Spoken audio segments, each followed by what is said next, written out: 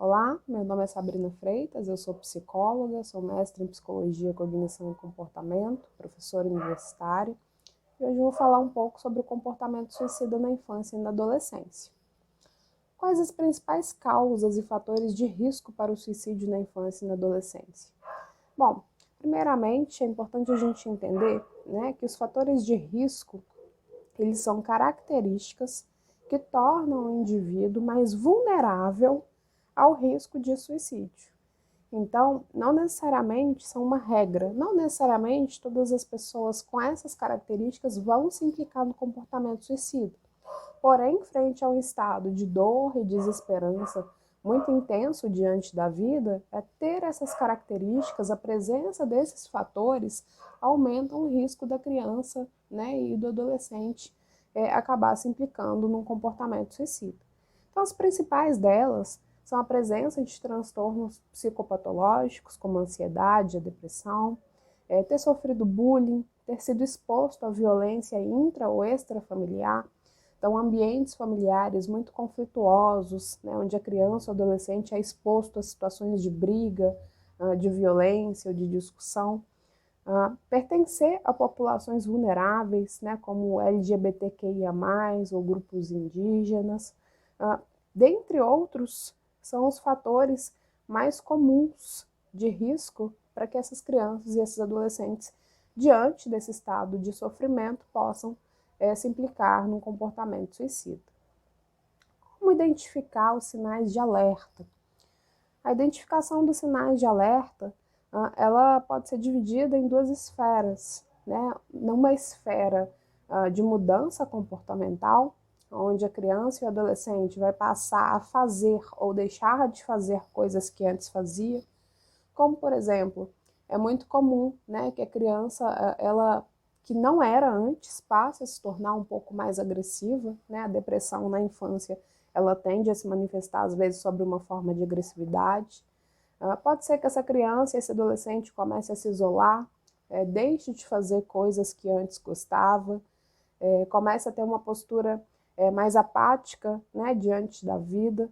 Então, essas mudanças comportamentais de coisas que ele não fazia e agora faz, ou fazia e deixou de fazer, são os primeiros aspectos que precisam ser observados. Outros aspectos são expressões indicativas de dor e de sofrimento intenso, Então, expressões autodepreciativas, Eu não sirvo para nada, A minha vida ela não vale a pena, eu não sou uma pessoa boa, Eu não sou digno de ser amado, eu não presto, Então, são várias expressões autodepreciativas que dizem de um sofrimento. E é muito comum que essas expressões, elas às vezes estejam acompanhadas também de um aspecto de desesperança. Eu não só digo de uma tristeza extremamente profunda, como também digo de uma falta de perspectiva de que um dia essa tristeza ela possa passar. Por exemplo, para mim não tem saída, eu não dou conta de nada, as coisas nunca vão melhorar para mim, sempre vai ser assim. Então, essas e outras expressões indicativas de um estado onde existe a dor muito grande e a total falta de perspectiva de que essa dor um dia ela vai passar, são características que vêm com a fala e que a gente precisa se atentar porque são indícios de que a pessoa ela possa estar tendo ideação suicida. Diante de uma pessoa sobre o risco de suicídio, o que se deve fazer? Em um primeiro momento, é importante a gente pensar que o risco de suicídio ele varia, Ele pode ser um risco baixo, ele pode ser um risco moderado, ele pode ser um risco alto. Para um risco alto, o ponto mais importante é manter a pessoa segura, Então, afastar ela de meios letais, fazer um contato com o familiar, fazer um contato, às vezes, até com o SAMU, urgência e emergência, que possa fazer essa mediação para que mantenha essa pessoa, essa criança, esse adolescente protegido. Se o risco ele é moderado ou baixo, o primeiro ponto é acolher, Acolher sem julgar, acolher sem banalizar aquela dor e aquele sofrimento e fazer o encaminhamento para que essa criança, esse adolescente possa ter um atendimento, possa ter um suporte psicológico e psiquiátrico, né, para que esses pensamentos, a ação suicida, ela não progrida para um planejamento ou uma tentativa posterior. Quais os meios de prevenção do suicídio entre crianças e adolescentes? Acredito que o principal meio é desconstruir os mitos, né, de que criança e adolescente não pensam ou não morrem por suicídio. É muito frequente, né, a gente não falar sobre algo que a gente não acredita que acontece. Então a gente precisa validar a ideia, né, de que crianças e adolescentes sim vão se implicar no comportamento suicida. E uma das melhores formas de prevenir isso é falando a respeito, é conversando sobre, é desconstruindo esses mitos, né? Então, a prevenção dos comportamentos suicidas ela pode se fazer de diversos aspectos, né? Dentre eles, até a cobrança de que políticas públicas de acesso a direitos básicos, como a saúde, como um acompanhamento com psicólogo, com psiquiatra, eles possam ser acessados, né? Outra forma, né, é a conscientização sobre o problema, né? Então, esses pais, principalmente, eles precisam ser psicoeducados, eles precisam ser orientados sobre esse fenômeno para oferecer o suporte, né, e encaminhar e direcionar essas crianças e esses adolescentes ao tratamento adequado. O que não se deve fazer frente a uma criança ou um adolescente com ideação suicida?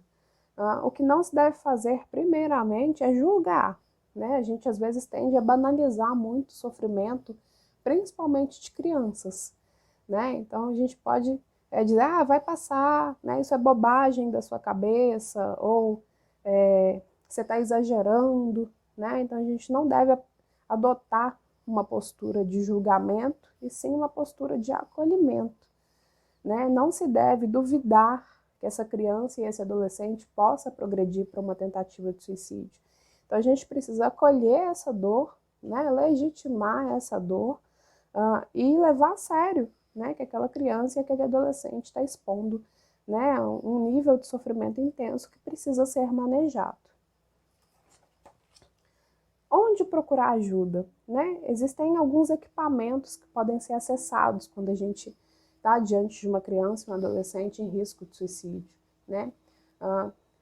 Tem, não só para crianças, né, mas como para adolescentes, determinadas unidades, né, de atendimento, né, os CAPs e J, que fazem essa acolhida do momento de crise, né? Então a criança ou adolescente em crise suicida podem ser encaminhados para esses centros de referência e atenção em saúde mental na infância e na juventude. Lá vai ter uma equipe multidisciplinar, né, para poder fazer as intervenções necessárias.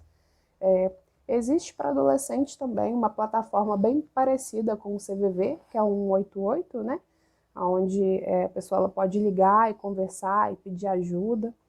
Existe também o Pode Falar, que é bem parecido com o CVV, mas destinado, se eu não me engano, a crianças, a adolescentes a partir de 13 anos, né? Se houver, né, uma crise extremamente forte, né, se o risco ele estiver muito alto, pode ser feito também o encaminhamento para hospitais, para unidades de pronto-socorro, de atendimentos de urgência e emergência.